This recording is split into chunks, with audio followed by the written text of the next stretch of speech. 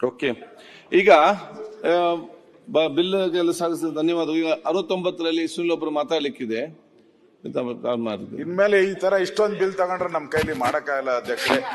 ಪದೇ ಪದೇ ಇಷ್ಟೊಂದು ಬಿಲ್ ಒಂದೇ ಸರಿ ತಂದ್ಬಿಟ್ರೆ ಒಂದೇ ಸರಿ ಆಗಲ್ಲ. ದಯವಿಟ್ಟು ಇವತ್ತು ಇನ್ಯಾವುದು ಬಿಲ್ ತರಬೇಡ, ನಾಳೆನೆ ಎಲ್ಲ ಬಿಲ್ ದೀರ್ಘವಾಗಿ ಚರ್ಚೆ ಮಾಡಿದ್ದೀರಿ. ಸಭಾಧ್ಯಕ್ಷರೇ, ನಾವು ಇರೋದು ಎಷ್ಟು ಸಮಯ ಇಲ್ಲಿ ಸದನದಲ್ಲಿ ಇರ್ತೀವಿ ಅಂತ ಎಲ್ಲ ನಿಮ್ ರೆಕಾರ್ಡಿಂಗು ಟೈಮಿಂಗ್ ಎಲ್ಲ ಇದೆ ಅಂತ ಹೇಳಿದೀರಾ. ನಾವ್ ಎಷ್ಟೊತ್ತು ಮಾತಾಡ್ಲಿಕ್ಕೆ ನೀವು ಅವಕಾಶ ನನಗೆ ಕೊಟ್ಟಿದ್ದೀರಾ ಅಂತ ಅದನ್ನು ಹೇಳ್ಬಿಡಿ. ಇದ್ದದ್ರಲ್ಲಿ ಮಾತಾಡೋದು ನೀವೇ. ಹೆಚ್ಚೆಲ್ ಮಾತಾಡಿ. ಪರ್ಮಿಷನ್ ಇಲ್ಲದೆ ಬಜೆಟ್ ನಲ್ಲಾಗ್ಲಿ ಯಾವತ್ತೂ ಮಾತಾಡ್ಲಿಕ್ಕೆ ಅವಕಾಶನೇ ಕೊಟ್ಟಿಲ್ಲ. ಈ ರೀತಿ ಇಲ್ಲಿ ಬಂದು ನಾನು ಕೂತಿದ್ರು ಎಷ್ಟೊತ್ತು ಕೂತ್ಕೊಳ್ತೀವಿ, ಎಷ್ಟೋ ಸಮಯ ಗೋಡೆಗೆ ಮಾತಾಡ್ಲಾ ನಾನೇನಂತ 8 ಗಂಟೆಗೆ ಮಾತಾಡ್ಲಿಕ್ಕೆ ಅಲ್ಲ 8 ಗಂಟೆಗೆ ಮಾತಾಡ್ತೇವೆ ಅಧ್ಯಕ್ಷ. 8 ಗಂಟೆಗೆ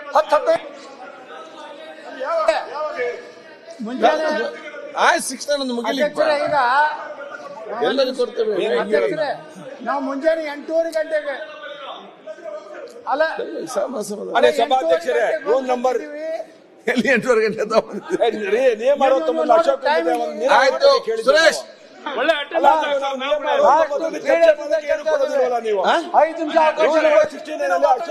ನಾವು ಕೃಷ್ಣಪ್ಪನವರೆಲ್ಲ ಒಂದು ರಿಕ್ವೆಸ್ಟ್ ಕೇಳಿದ್ವು ನಿಮ್ಗೆ. ಯಾವ್ದಕ್ಕೆ? ನೀರಾವರಿ ಎತ್ತಿನೊಳೆ ಮತ್ತೆ ಹೇಮಾವತಿ ನೀರ್ ಬಗ್ಗೆ ನೀವು ಕೊಡೋದೇ ಇಲ್ಲ ಅಂದ್ರೆ ಏನ್